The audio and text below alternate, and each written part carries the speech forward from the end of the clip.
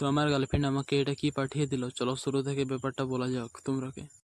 তো বাড়িতে আর কি 2-3 বছর ধরে বড় কোনো পড়াশোনা করা হয়নি, তার জন্য আর কি আজকে একটু মনে হলো যে বইটা নিয়ে একটু উল্টাপাল্টা করা দরকার।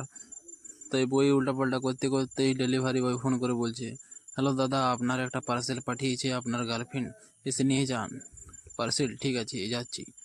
তার কি আর আমি পার্সেল আনতে চলে গেলাম। চলো পার্সেলটা নিয়ে আসা যাক। তো পার্সেলটা এনে দেখি কি পাঠিয়েছে। ঠিক আছে, তো পার্সেলটা এবারে খোলা হবে, কোনো চাকু তাকু নয় তো, তাই আর কি কলমে করে খুলবো।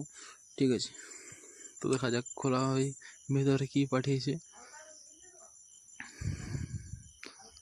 এবার কি ব্যাপার, আরও এধারে দুটো সিল আছে, তো এই দুটোকেও আরও ছেড়ে দিই। ঠিক আছে,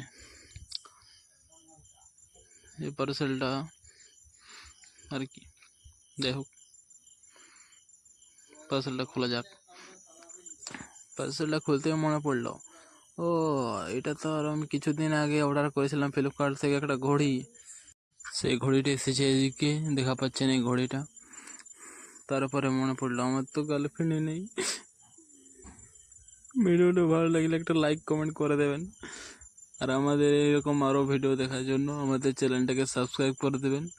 দেখা হবে পরের ভিডিওতে। Bye bye.